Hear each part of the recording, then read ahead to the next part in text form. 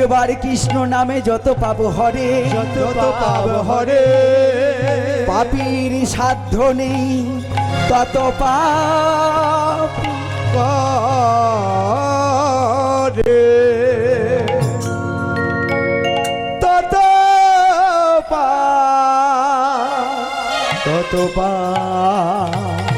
করে।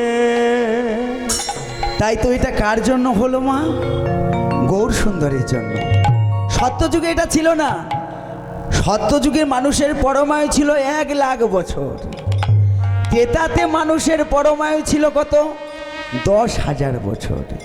দাপরে মানুষের পরমায়ু ছিল 1,000 বছর। কলিতে আমাদের পরমায়ু কত জানেন মা? মাত্র 40 বছর।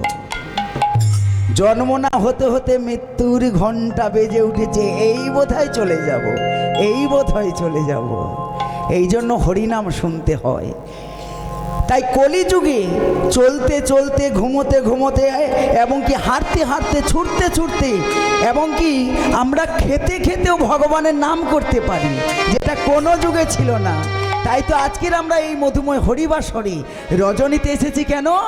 কিছু কৃষ্ণ কথা, গৌর কথা আস্বাদন করার জন্য। আর যে নাম শ্রবণে জ্বালা দূরে যাবে, নাম শ্রবণে জ্বালা দূরে যাবে, সুশীতল হবে প্রাণ, সুশীতল হবে প্রাণ। যে নাম শ্রবণে জ্বালা দূরে যাবে, যে নাম শ্রবণে জ্বালা দূরে যাবে, সুশীতল হবে প্রাণ, সুশীতল হবে প্রাণ। ও মা, তাই কলিতে গৌর সুন্দর সবার বাড়িতে গিয়ে বলছে একটি মাত্র কথা, কি বলি? একবারে বলো নাম, একবারে বলো রে, একবার বলো না, একবার বলো রে, আরে একবারে বলো নাম, একবারে বলো রে। একবার বলো না, একবার বলো রে, পাপ তাপ সব দূরে যাবে রে, একবারে বলো নাম, একবারে বলো রে।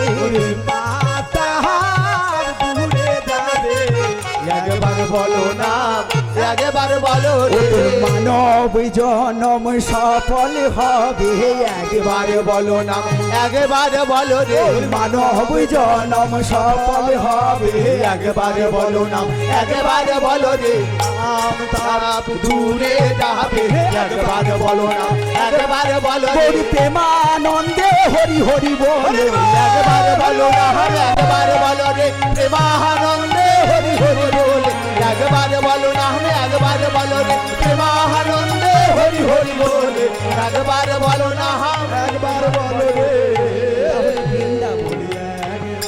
আজকের এইখানে দাদা ভাইরা এবং পিতা মাতারা সার্বজনীন এত সুন্দর বৃন্দাবন আয়োজন করেছেন। তাহলে বৃন্দাবন হলো কয় প্রকার? 5 প্রকার বৃন্দাবন। 5 প্রকার বৃন্দাবন। আমাদের আদি বৃন্দাবন হলো কোনটা? গোলক বৃন্দাবন। আর দ্বিতীয় বৃন্দাবন হলো তুলসী গাছের তলা। তুলসী গাছের তলা আবার একটি বৃন্দাবন হয় নাকি? কারোর মনে প্রশ্ন জাগতে পারে, তাই না? হ্যাঁ, তুলসী গাছের তলা বড় বৃন্দাবন হয়। কেন?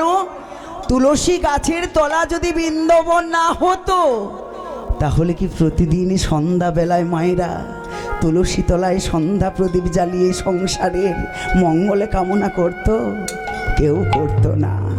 তাই তো তুলসী গাছের তলায় একটি বৃন্দাবন। তাই তো আমার পদকর্তা লিখলেন কি? গয়া যাও গঙ্গা যাও গো, যাও বারাণসী। আরে গয়া যাও গঙ্গা যাও গো,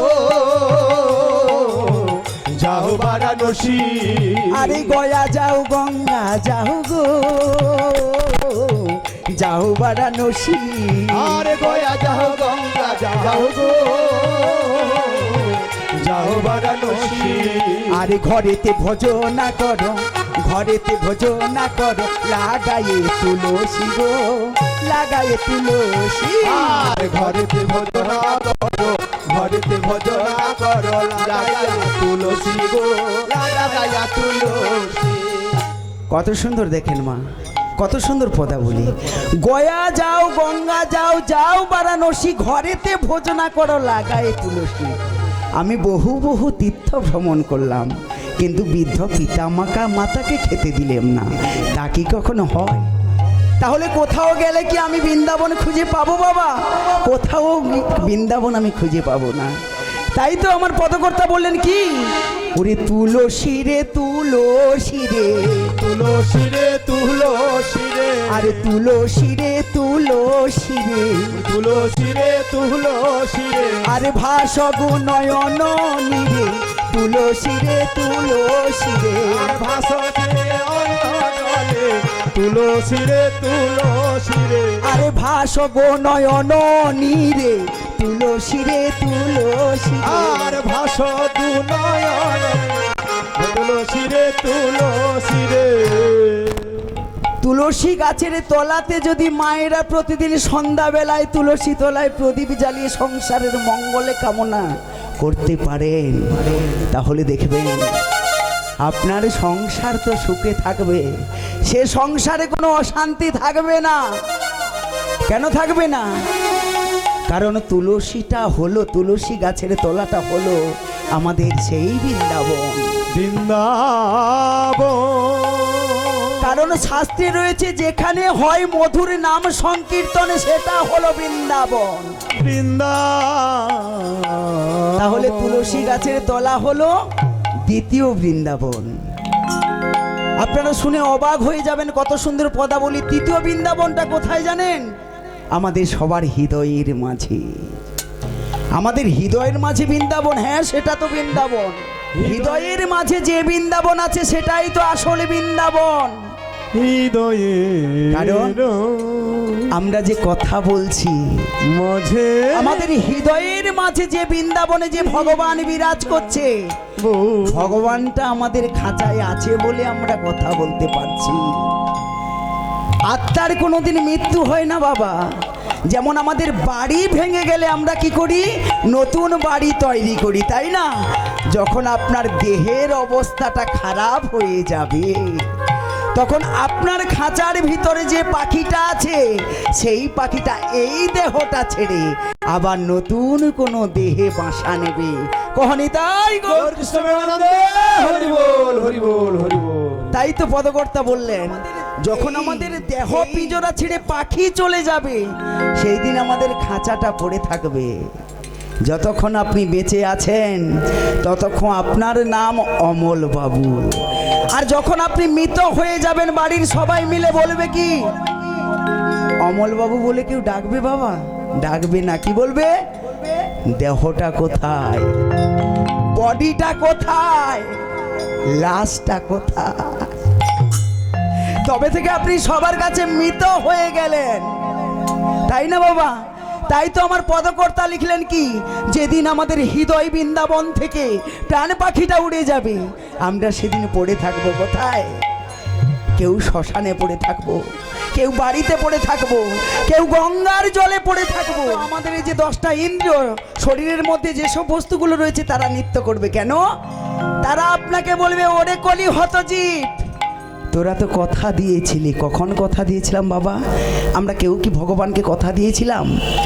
কেউ বলতে পারবে না, কিন্তু সবাই কথা দিয়েছি। এখন আমরা সবাই ভুলে গেছি। কখন মাতৃ জঠরে ছিলাম, তখন কেঁদেছিল কে? আমি আর আমার গর্ভধারিণী মা। সেই দিন ভগবানকে বলেছিলাম, ভগবান এই অসহ্য যন্ত্রণা আমিও সহ্য করতে পারছি না, আমার মাও সহ্য করতে পারছে না, এখান থেকে মুক্তি দিয়ে দাও।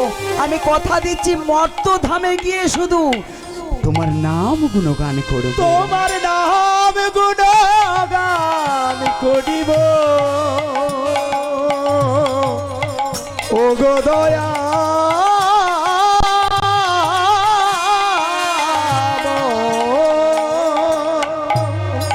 কিন্তু সবাই ভুলে গেছি, তাই না বাবা?